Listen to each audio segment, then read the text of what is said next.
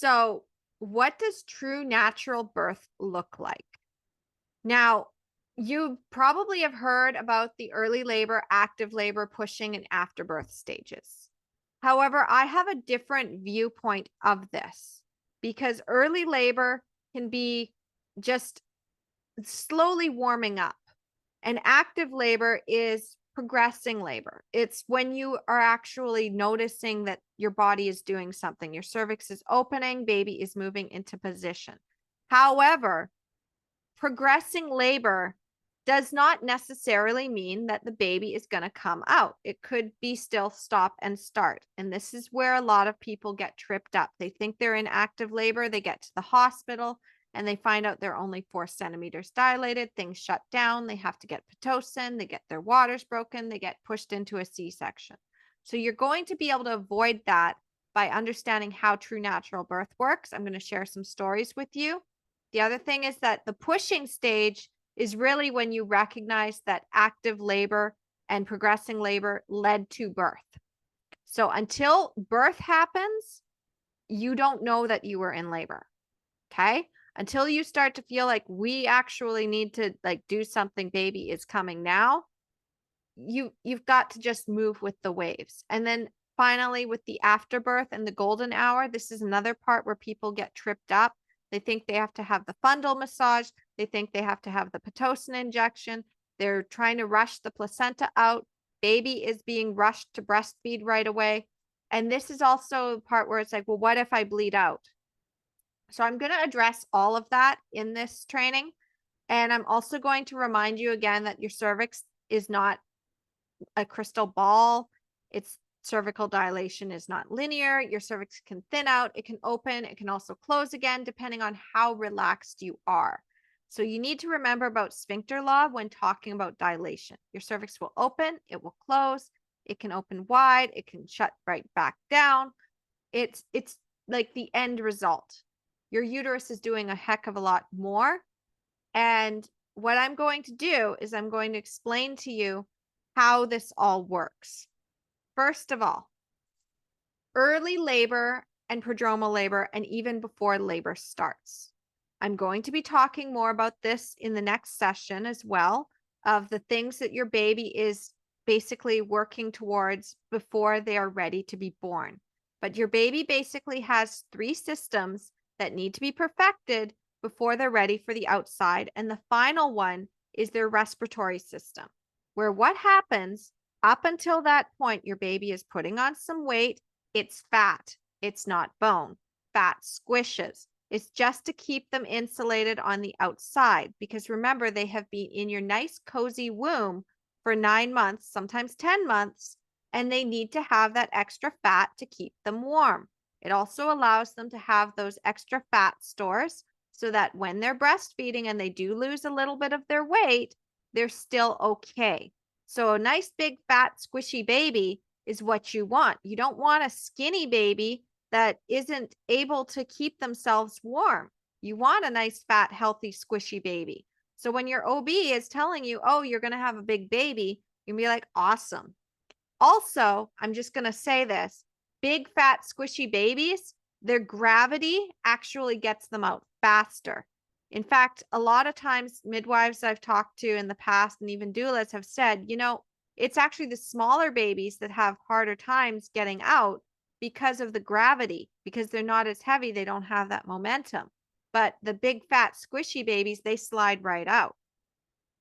So first of all, recognizing that your baby is putting on weight, they are perfecting their systems, and they will come out when they are ready. In the meantime, what you might be experiencing is practice contractions. I'm not calling them Braxton Hicks. The reason I'm not calling them Braxton Hicks is because, first of all, I'm tired of people naming our body functions and our body parts after men who think they discovered them. That is not true. We've always had these functions. They were not discovered. They were just some man decided, oh, I'm going to appropriate this as mine. But it's practice contractions. First of all, what the heck does Braxton Hicks even mean? It doesn't tell you what it does. So From now on, instead of calling it Braxton Hicks contractions, look at it as practice contractions. Your uterus is warming up. You need to recognize your uterus is a muscle. And as all muscles need time warming up first before they get to the heavy lifting, you are also doing the same with your body. So, yes, you may be having a lot of practice contractions. You may also be recognizing that there's some of them that kind of are in your back, and you're like, I think labor's going to start soon. But then as you get closer and closer to your due date, you get really frustrated because you're like, I've had a lot of practice contractions, but nothing's happening. How do I get things going? Wrong. Don't do that. Okay.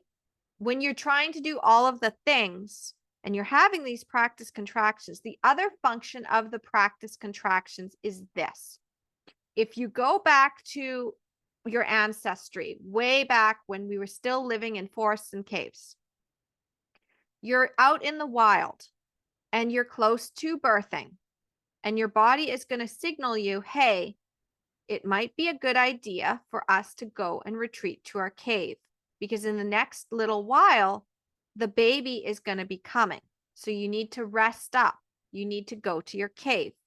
But what have we done in our modern society? It's like, oh, I'm getting practice contractions. I need to do more things. I need to bounce on my ball. I need to do more exercise. I need to have all of the sex. I need to try to get things going because I don't want an induction. That's why you're trying to do it. You want to avoid the induction. You're trying to avoid the C-section. I understand. I get it. I did the same thing with my first baby. I even did it with my second because I really wanted my home birth and I didn't want to risk out again. But here is what actually happens is that now your body is being signaled, hey, we're actually pumping our body full of adrenaline here and we're doing a lot of exercise. So your body takes that as, oh, there is a tiger in the area. It's not safe. We can't get to our cave. All right, we'll postpone birth for a few more weeks until you can get back to your cave, or we'll postpone it for a few days. So you might even notice that your mucus plug has started to come out in pieces. This does not mean that labor is going to start. Your mucus plug can regenerate, and it often does. It'll start to loosen, it'll start to come out, and then maybe something happens, you get stressed out, and your cervix closes back up, and guess what? That plug is still going to regenerate because it needs to protect the baby from infection. So the mucus plug can regenerate, and the same thing is if your cervix is starting to dilate, there are some women who have gone in, they've checked themselves, and they're like, I'm 4 centimeters. Then they go to an appointment with an OB, and the OB is putting a lot of pressure on them and anxiety. And they go and check themselves again, and they're 2 centimeters. What happened? The tension, the fear. This is why, again, you need to have the right support around you. You need to have the right environment around you. You need to feel safe. You cannot have your care provider constantly talking in your ear and undermining your confidence. You need to have the right education to understand that, hey, things are starting to pick up, but now they've slowed down and I'm not actually going into labor. Maybe it's stress related and I can rest. Rather than thinking that your body is broken and defective, recognize the beauty of the early labor and prodromal labor process. It's designed to have you feel like, oh, things are going to start to pick up soon. I'm going to go into labor. Baby is almost ready. I need to go to my safe cave. So during the early labor, prodromal labor stage, whether you're showing signs of labor or not, you might just be getting practice contractions or you might not. You might see cervical dilation happening or you might not. You might see your mucus plug starting to come out or you might not. Whatever it is, if you're recognizing that, you want to start asking yourself, and these are questions that you can ask inside of the journal in the workbook, about what you're going to do to distract yourself during this process, because this could take weeks. In my second pregnancy, my daughter, I started to notice signs coming up right at 37 weeks. I had the back pain. I would have a few practice contractions. They would even get to the point where they would mimic labor. And then they would fizzle out after about 12 hours. And then they would come back a little bit stronger 12 hours after that. And then they would go away again. And then there would be days where nothing would happen. And then it would start up again. And then it would stop again. And we were like, well, maybe baby's in a bad position. So we would do the rebozo sifting exercises. You can look those up on YouTube. They're very easy to find. And we tried to get her back into position, but she just wasn't ready to come yet. And that was okay. And the thing is that once I realized, oh, this is just prodromal labor, and a lot of moms mistake this for real labor. They go into the hospital, is told you're dilated a little bit, but not a lot. And you think this is never going to happen. And then they go and they get induced. It's what really happens. And you don't want to do that. So by doing this, by recognizing, okay, this could take weeks, or it could be this is the start of labor and you don't know it. But as long as you are distracting yourself and practicing through those practice contractions and learning to breathe and move with your body, it's not going to be as painful. And you're not going to be doing all the things. Now, what happens in early labor and prodromal labor if you are trying to do all of the things? You're trying to get things going and you say, hey, I've been in and out of labor for 3 days and it's super painful and it's not working. Why is that? Well, there's fear and tension. You've got the fear, tension, pain cycle. So every time that a contraction comes up, you're tensing up because you're anticipating more pain. So then you're interpreting that as more pain than it needs to be because you're not letting go. The other option is that you have now got to the point where you're trying to do all the things. And remember how I said that your body is signaling you to get to your cave because there's a tiger in the area. Well, now your body is like, hey, I thought I told you we need to get you to your cave. Maybe you didn't feel that first signal. It wasn't strong enough. I'm going to make it stronger. So they make stronger contractions to signal you to get to your cave. This is why a lot of midwives will tell you that you need to go and have a nice hot bath if you start to feel contractions. This is why it's like, oh, don't get in the birth pool too early because then the contractions will slow down. They won't slow down if you're actually in labor. Like, you want to do that. You want to get in the pool. You want to get in the water. You know, the worst case scenario, you fill up the birth pool, you have it all set up, you know how it works, and it's just not going to happen that day. Well, okay, it's not going to happen. You got to test out the pool. You got to sit in the water. You got to relax, and you drain the pool. You rinse off the liner because nothing's on it right now. It's not dirty. It's just a liner. And you pick up the shower curtain that you had on the floor and you put it away and you leave the pool and you wipe it down and it's fine. Like, it's literally fine. You're not going to have to worry about it. Like, now you know the pool works, first of all. You've had the test of it. You know how to move in the water. You got to have that time. And baby just wasn't ready.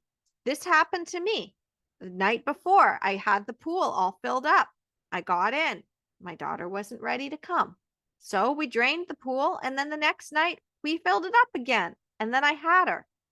So the thing is, you really need to understand, this is what I tell all my clients. If you start to feel the signs of labor, ignore them. Ignore them. Do not try to do all of the things. Trying to do all of the things is going to tell your body, we're not ready. We're not in our cave yet. And so your body is going to be like, no, but baby's ready to come. And they're going to give you stronger signals to get to your cave.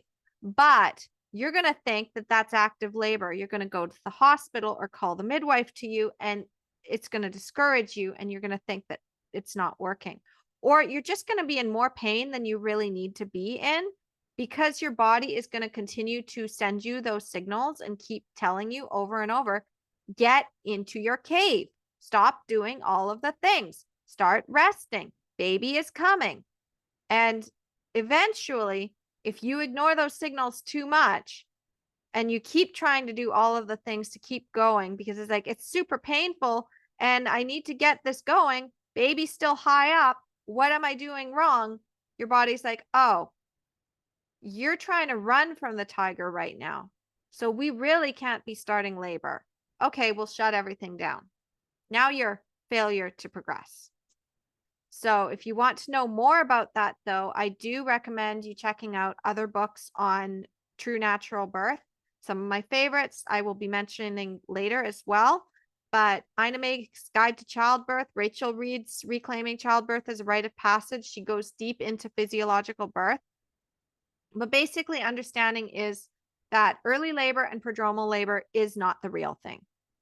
We forget that, okay? So you can bake a cake, you can go and binge watch a whole bunch of your favorite TV shows, you can go and have a hot bath, you can be like, okay, here's a list of things that I want to do before baby comes that are nice and calming, that keep me calm. Maybe it's a project that you're working on. Maybe you want to get some work done. Maybe you happen to run a business like I do, in which case one of my plans for when I get pregnant again is specifically going to be to distract myself with work while I'm waiting for baby.